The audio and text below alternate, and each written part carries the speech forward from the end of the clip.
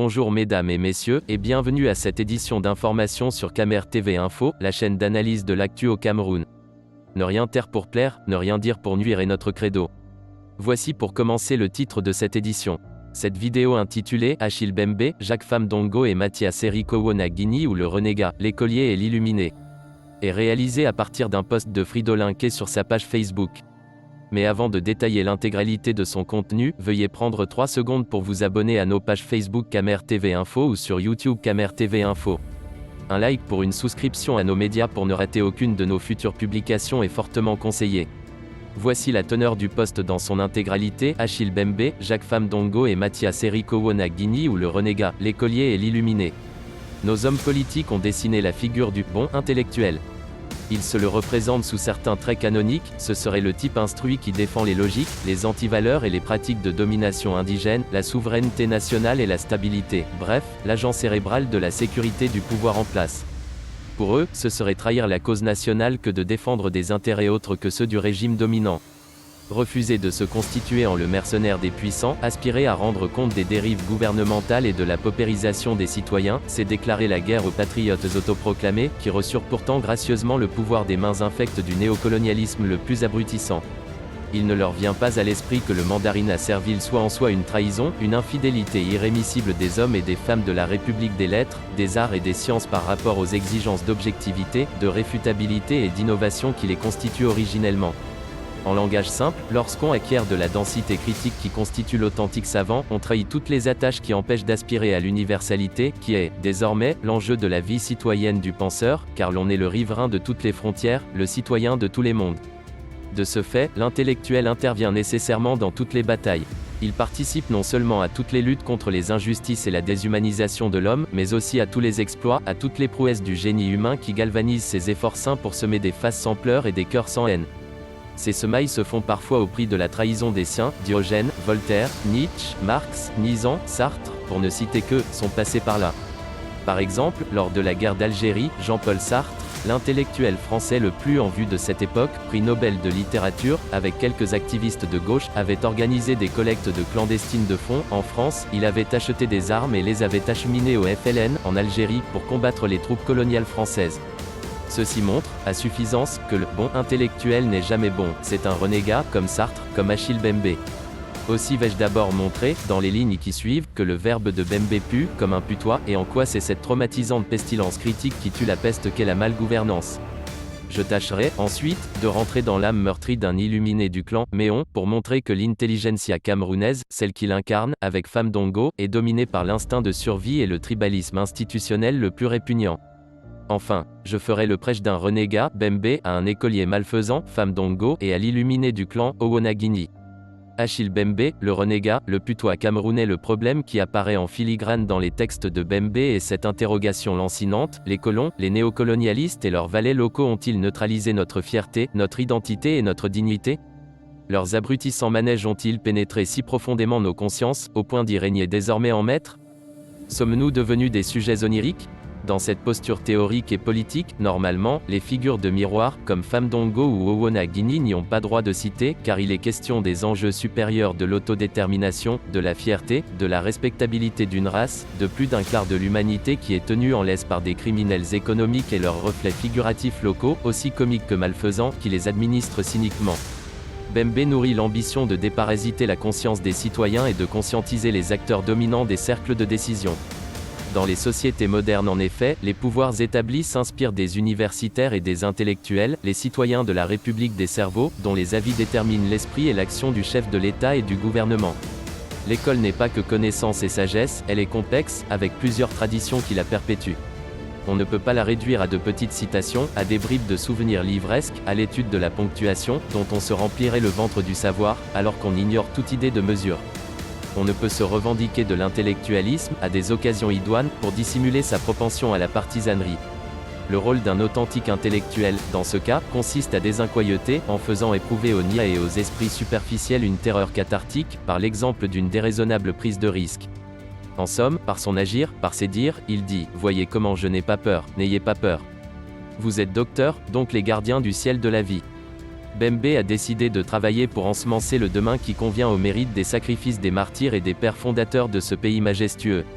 Il sème les graines de l'espoir et leur germination est inattaquable. À défaut de le soutenir dans notre cœur, ignorez ses fécondes transgressions.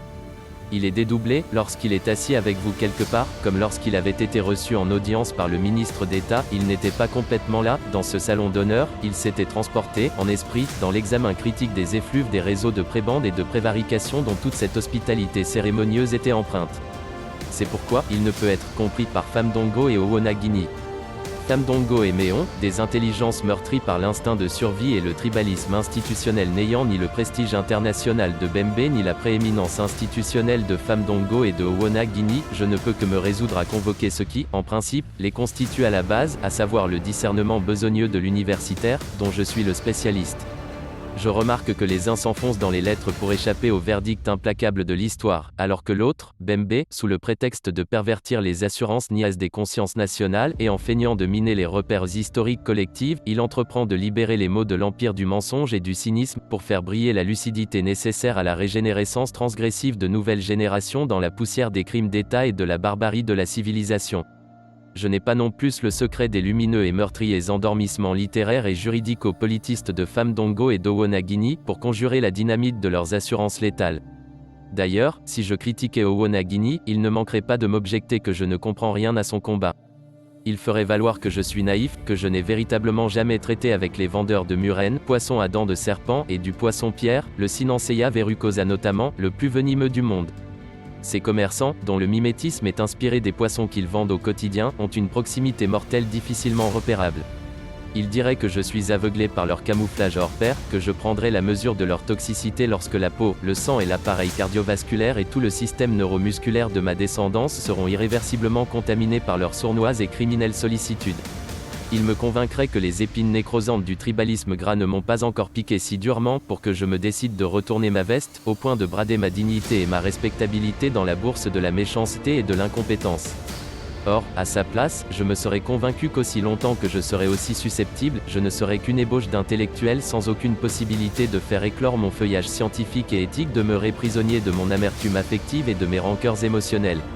Au vu de ces sorties épistolaires hasardeuses, qui sont incongrues et incompatibles avec sa stature académique et ses fonctions administratives, à l'université de Yaoundé 1, je lui objecte que lorsque la horde d'invertébrés qui écume les réseaux sociaux, avec leur hargne villageoise, s'attaquerait à moi, avec la détermination des crétins, je conserverai ma lucidité inébranlée.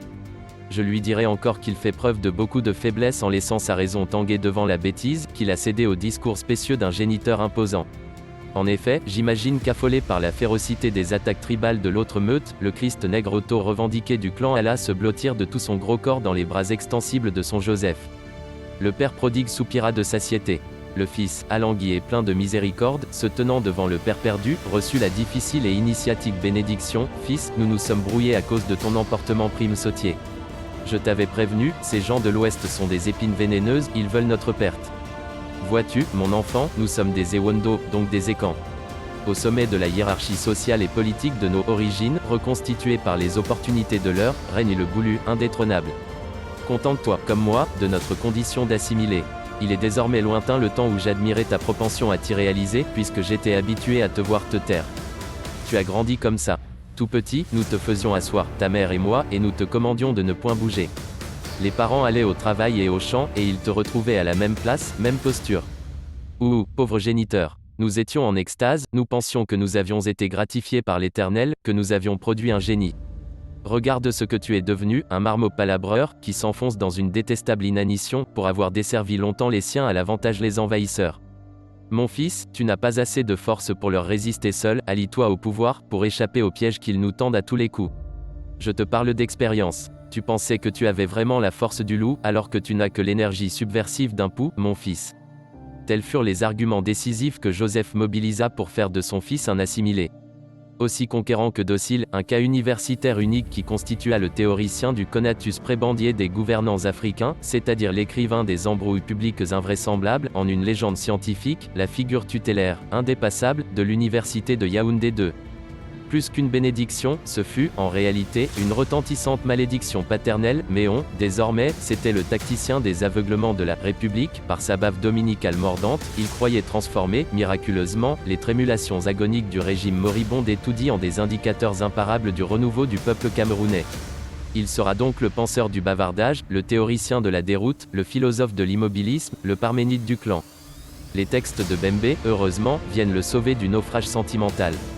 Le prêche du renégat à l'écolier malfaisant et à l'illuminé du clan Bembe, ce renégat plein de génie, cet initiateur d'action défendue, respire la dignité, à son corps défendant.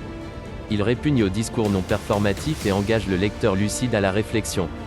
Si je l'ai bien compris, il dit, en somme, Jacques, Méon, apprenez à lire ma pensée et à discuter des idées. Quittez l'arène des sophismes, je ne suis pas un impénitent acculturé, osez penser de nouveau et renoncer à la satiété sacrilège que vous procurent les rythmes de méchanceté des borborythmes du vos ventres repus. Chacune de vos interventions, au plan national, est un bruit de flatuosités incommodantes qu'insonorise mon rayonnement mondial. Vous me lisez avec la prévention et les préjugés plein la vue. Il ne faut pas prendre les textes au premier degré, il faut lire ce qui est écrit à rebrousse-poil pour comprendre, pour se comprendre soi-même. Ensuite, vous défiez votre propre compréhension pour construire, en toute liberté, de repères scientifiques et littéraires. Les réflexions de circonstance des grands esprits sont à prendre avec des pincettes. Lorsqu'ils parlent, il faut tenir compte de l'ensemble de leurs positions idéologiques, sociales et politiques, il faut tenir compte de vous. Ne tenez jamais un bout de texte pour la version achevée d'un itinéraire critique. Il faut toujours éprouver ce qu'on lit et, au besoin, le relativiser. Lorsqu'on est complexé, lorsqu'on a compromis son goût sur la table de la forfaiture et du crime, on se rabat sur la syntaxe et la sémantique, on est fort dans des pitreries verbales propres à tenir en éveil les possédés. On parle d'opposants, d'aigris, d'insurrection, et de toute l'armada rhétorique propre à contenter les coquins. Croyez-vous que tout le monde aspire à vivre par le ventre, comme tous les parasites qui grouillent en votre âme maudite ? Je reconnais, toutefois, qu'en de rares moments de lucidité, vous retrouvez votre sens du discernement, par exemple lorsque Famdongo écrit « La seule bataille qui vaille, à présent, est celle du développement économique, social et culturel, avec tous, par tous et pour tous ». Mais quel développement peut-on atteindre, lorsqu'on laisse une partie du peuple se faire égorger au quotidien et survivre en brousse dans des conditions inhumaines, sous le prétexte cynique qu'il n'y aurait pas d'interlocuteur avec qui discuter du sort du nozo ? Quel type de solidarité peut-on construire lorsque tous les recrutements sont réservés aux progénitures de quelques familles privilégiées ? Quelle unité et quelle efficacité peut-on garantir, lorsque le souverain réserve la direction des grandes entreprises d'État et de l'enseignement supérieur universitaire à quelques neveux et cousins sans autre référence identifiable que leur penchant pour la clownerie et leur talent de l'imposture ? L'enjeu de mes traumatisantes allusions au renversement du régime du renouveau, poursuit-il, est d'allumer le feu dans la demeure de l'ivresse du conformisme et la docte ignorance qu'il s'est construite. Lorsque les universités se meurent, quand la recherche est enterrée et que les gens meurent et souffrent à travers le pays, vous faites les écrivains inspirés. Cette littérature insipide donne la nausée. Quelle légèreté, quel aveuglément, quelle petitesse d'esprit, quel larbinisme, quelle inconséquence, quel malheur. Vos sorties épistolaires intempestives sont des réactions de suivistes devenus inaptes au jugement fécond, incapables d'observer une distance critique d'avec la réalité et cramponnés aux lois implacables de leurs intestins. Vos écrits ne portent pas sur des points de vue objectifs, des pensées percutantes, des arguments bien élaborés, mais plutôt sur une rhétorique logomachique, un verbalisme superficiel de survie, une ritournelle de l'affalement ritualisé, des sonorités retentissantes d'un vide d'esprit, la convocation orgueilleuse de la suffisance, au moyen d'arguments timides, caractéristiques du paresseux qui se refuse à forcer son destin à muer en une opportunité d'or. Mes admirateurs, on connaît vos petits stratagèmes de parvenus. Vous faites des propositions aux gens. S'ils sont faibles d'esprit, ils acceptent. Quand ils refusent, vous dites que leurs demandes ne sont pas passées, qu'ils dénoncent le système par cupidité envieuse et frustrés de ne pas faire partie des couches de privilégiés, par rage infondée, etc. Je vous répète donc que j'ai dit niet à toutes vos propositions insensées. Lisez-moi pour vous instruire. Le savoir savant, le verbe thérapeutique, l'écriture cathartique, telle est ma vie, c'est ma nomination, mes immeubles, mes hôtels particuliers, bref la version éthique, humaine, que devraient prendre tous vos trésors démentiels, vos fantasmes morbides, votre étourdissante et désespérante boulimie du pouvoir, ce sont les petites gens sans assurance, sans personnalité, comme vous, qui croient qu'il faut être initié pour traverser le mur du temps, pour impacter l'avenir. Nous, les penseurs authentiques, les dépositaires des secrets du bon sens, n'avons pas besoin de vos petites initiations dans des cercles sataniques, où l'on apprend à tuer le goût et à liquider l'État pour percer les mystères de la vie. Ma sorcellerie critique avale tous vos charlatanismes de parvenus. Je vous ai pesé sur ma balance critique. Vous n'avez pas de répondant. Acquérez des connaissances, la littérature, la philosophie, les savoirs qui vous mettent à l'épreuve et vous font douter de vous. Bref, le niveau de discernement exigible pour espérer un jour me rivaliser dans l'argumentation. À défaut de ces préalables, vous allez continuer de radoter, dans le vide. Vous vous résoudrez, finalement, à produire des soliloques ennuyeux, comme ce que vous débitez là. L'image que vous donnerez alors, c'est celle du combat entre deux régiments portant deux visions de notre présent et de notre avenir commun, d'un côté, les défendeurs de l'idéologie de l'inertie et sa cohorte de cadavres, vous, de l'autre, les réparateurs des systèmes sclérosés, avec ses meurtriers débordements, comme le nôtre. Chers compatriotes, auriez-vous oublié ces pages de l'homme révolté, d'Albert Camus, puisque chaque moi est, en lui-même, foncièrement criminel envers l'État et le peuple, sachons reconnaître que vivre, c'est transgresser. À moins d'accepter de mourir, il faut accepter de tuer, pour être unique. Le peuple camerounais est au cœur de ce choix cornélien. La rédemption se fera au prix de sacrifices inouïs et de sanguinolents renoncements. Sachez que la proximité avec les centres de décision, avec le pouvoir d'État, n'augmentera pas votre QI et ne permettra pas de vous renflouer de lucidité. Ce sont les chiens errants, ayant perdu le sens de la propriété et des contraintes hiérarchiques de la reddition des comptes, qui s'agrippent à l'ombre du passant bien intentionné pour profiter de ses largesses. Mais ils ne loupent pas l'occasion de le mordre au coin des maisons, dans l'obscurité. Vous écrivez des odes enflammées à l'instinct de survie du peuple et à votre résistance héroïque imaginaire. Vous feignez de lutter contre mon paternalisme colonial et la rotation libérale. Mais c'est le néocolonialisme qui vous a donné le pouvoir dont vous jouissez et abusez, c'est le néolibéralisme, les forces capitalistes et ce que vous appelez le système monde, que vous servez docilement, qui maintiennent votre régime en place. Mes chers collègues, la pensée, quelle qu'elle soit, scientifique, littéraire, artistique, philosophique, juridique ou autre, prescrit que l'on donne les leçons de vie et que l'on exige d'autrui le respect des aspirations nobles de ses concitoyens. Pour ce faire, le penseur prend ses distances d'avec l'arbitraire, le faux, l'aigreur, les injustices et il dénonce toutes les formes d'abus. Il faut, par conséquent, qu'il soit digne du respect d'autrui pour gagner le droit de parler en son nom. Si, au contraire, il encense l'imposture et l'arnaque sentimentale, s'il a pris l'option publique de défendre les méchants, les prétentieux, les illuminés, les sectaires, les insensibles, les énergumènes de mauvaise foi, les tortionnaires du peuple, en un mot, les saccageurs de vie sur terre, alors, il se discrédite et perd la légitimité nécessaire pour parler au nom du peuple, pour expliquer les ressorts de la volonté générale. Souvenez-vous de ces mots de Hegel, nous sommes situés dans une époque importante, dans une fermentation, où l'esprit a fait un bond en avant, a dépassé sa forme concrète antérieure et en acquiert une nouvelle, la raison ne peut penser et agir dans le monde que parce que le monde n'est pas un pur chaos. Je remarque que des étourdis parlent du chaos, sans y comprendre grand-chose de bon. Lorsque des individus prennent possession des instruments de l'État, de l'appareil du pouvoir, et entreprennent de substituer leurs intérêts et leurs fantasmes morbides aux principes républicains qui gouvernent la vie en société, c'est qu'ils manquent de culture politique et de patriotisme, ou bien ils sont aveuglés par leur minorité anthropologique et éthique, en l'occurrence leur insensibilité entretenue et leur cupidité remarquable, ou encore par les blessures infligées à leur dignité. J'invoque le sort des condamnés qui croupissent dans nos prisons, parce que la fonction de la justice est de redresser les distorsions sociales, de réparer ces dysfonctionnements. La philosophie et la littérature, elles, sont en même temps la systématisation de ces égarements et l'élaboration critique des ordonnancements normatifs. Sachez que l'universitaire, par principe, s'oppose au tribalisme, à la méchanceté, à l'obscurantisme, au crétinisme et à toutes les déviances comportementales que vous chérissez tant dans vos tours d'ivoire administratifs du Mounetsup et de l'université de Yaoundé 1. Par mes écrits, je vocalise symboliquement le dégoût que m'inspirent les résonances parasitaires de la gouvernance anachronique et criminelle que vous défendez. La tuméfaction de ma révolte littéraire et philosophique doit faire place à une turgescence imprescriptible des lendemains qui chantent, il faut renaître pour accueillir cette grâce régénérative. Le devoir de chaque universitaire, de chaque lettré dans ce monde chancelant, désormais, c'est de défaire les nœuds des particularismes, de contraindre l'obstacle de la singularité, de dynamiter toutes les écumes, de se disposer à toujours essayer. Dès qu'un intellectuel cède devant l'immensité de la tâche à accomplir, il démissionne de son rôle d'éclaireur, il finit. Élevez-vous donc au-dessus de votre confort de pacotille pour réfléchir à ce qui nous arrive ou menace de nous arriver, à ce qui met en péril notre aspiration à la prospérité, notre respectabilité en tant que peuple. Laissez votre petite tenue institutionnelle revendiquée, qui, de fait, traduit votre peur de perdre pied à terre, votre incapacité à raisonner, sinon en convoquant maladroitement des béquilles littéraires et juridiques malvenues. Mais faire œuvre d'universitaire, de scientifique, c'est tuer les susceptibilités. Car se sentir susceptible, c'est se limiter à douter de soi, c'est hypostasier un confort émotionnel surfait. L'universitaire est la lumière, et la lampe n'éclaire pas sans éclairer elle-même sa propre clarté. Je t'invite donc à tuer l'encombrante susceptibilité qui entrave ta liberté de penser et l'épanouissement du jugement personnel.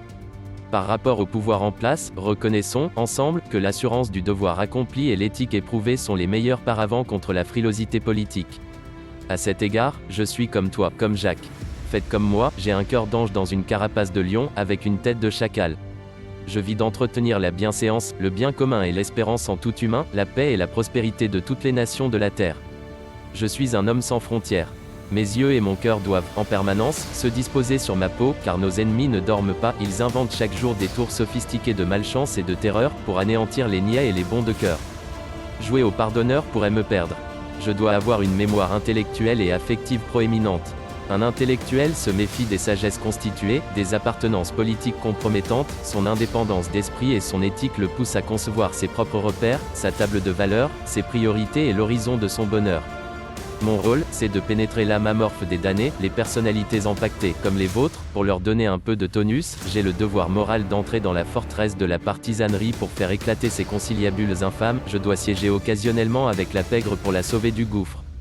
Vous tous, sans exception, vous qui vous attaquez à moi injustement, n'êtes rien de consistant, juste de minables profiteurs, jouisseurs, arrivistes, prébendiers sans envergure, qui pillent et tuent un peuple qui se refuse à mourir par vos mains maudites, et qui, un jour proche, vous le fera payer cher, soit à vous-même, soit à vos proches, la facture de leur dénuement actuel.